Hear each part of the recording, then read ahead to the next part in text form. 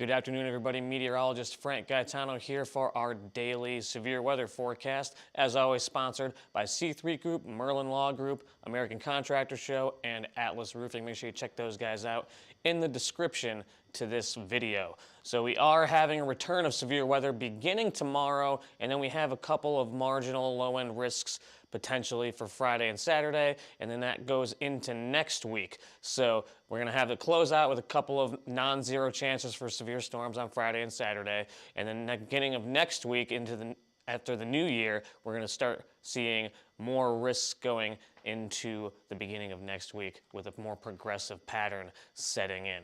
As always, got a couple things to talk about. Been talking about it for a while. You're going to hear it again.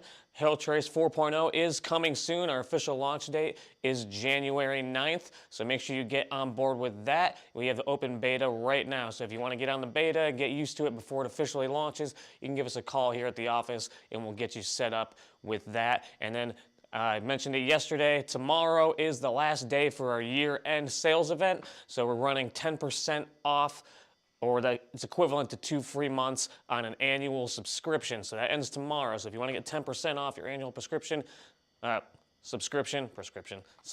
give us a call here at the office. We can get you set up with that as well.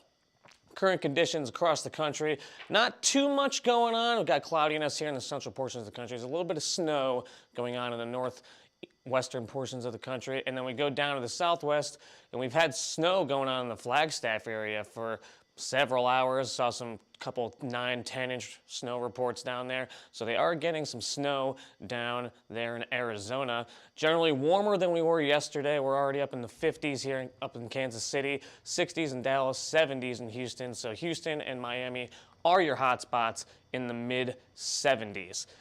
I mentioned Flagstaff, so here's the 24-hour snow totals right now. We have a couple of areas of 10 to 12 inches, generally in the 6 to 10-inch area of snowfall accumulation in the Flagstaff area. So I thought I'd just point that out. Get some snow in Arizona. That's always fun to see. Here are our current dew points, generally dry across the strong majority of the country, but we do see those dew points starting to rise, that moisture building back up into the southern portion of Texas here. So we're already at 62 in Corpus Christi and about 60 in Houston. We're going to continue to see those numbers rise as we get through the day, and this is going to be what's going to give us energy for severe weather tomorrow and Friday and Saturday. So as we see this build up, we're going to be seeing generally 50s and 60s dew points getting up to the Shreveport, potentially all the way up to the Little Rock area as well. And this is what those forecast dew points are going to look like. I'm going to let this go through about Monday so we can even take a peek at what we can expect for next week. So we're going into, this is going to be tomorrow afternoon. We see those dew points coming up here into Arkansas. So 50s dew points up in Arkansas. So there's going to be a chance of severe weather even in southern Arkansas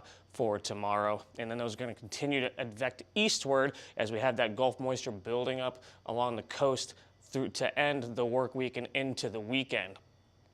Then we're going to come back here towards Texas, and this is going to be, see that building up again on Sunday evening into Monday, and Monday is going to be our biggest severe weather day, I think, of the forecast period that I'm going through, as we see those dew points getting pushed off to the east with a line of storms coming through on Monday in areas from Texas all the way potentially up to Kentucky. So we'll take a look at that in just a little bit.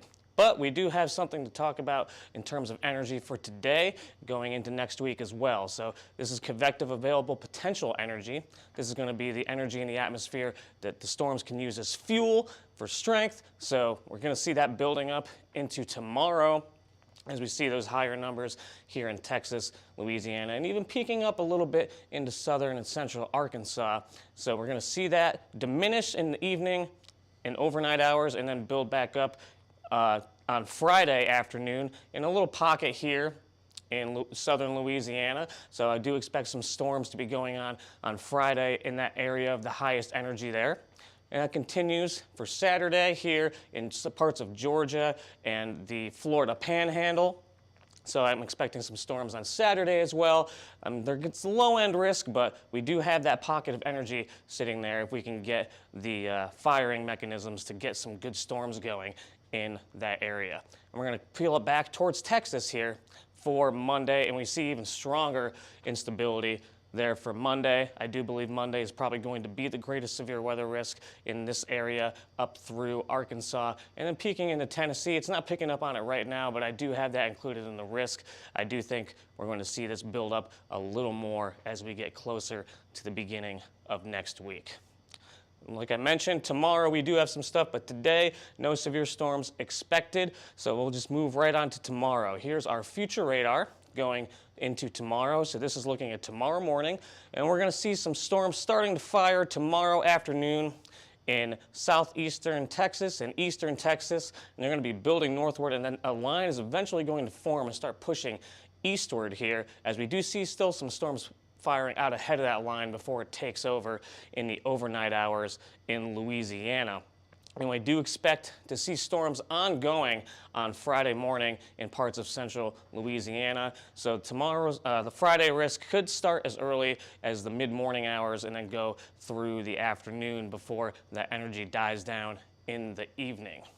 So for tomorrow's risk, here's what I'm looking at. I have portions of East Texas, we've got portions of Louisiana, and then peeking up into southern Arkansas. Not too many big cities, so I just highlighted Huntsville here with a low-end chance for wind gusts up to around 60 miles per hour. Same thing for Alexandria, Louisiana, Shreveport. I have Little Rock just to the north of the risk, but I wouldn't be surprised if you potentially saw something if we can get a little bit more energy to go northward up into central Arkansas. So for right now, Little Rock, you are north of the risk, but your shot isn't over quite yet. So let's take a look at the overall pattern.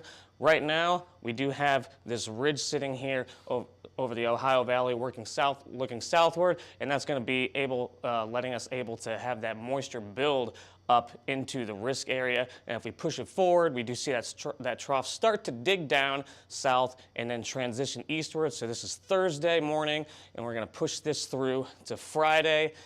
And then Saturday morning, that trough is still there. And then by Sunday is going to be our day off from the severe weather risk, because that trough does become a little less amplified and more zonal flow here across this portion of the country. But that sets us up for Monday, as we see this bigger trough starting to dig in and become a little negatively tilted, it looks like. So if we can keep that negative tilt and that trough continuing to dig even further, we could see a potential for some pretty significant severe weather on Monday going into Tuesday.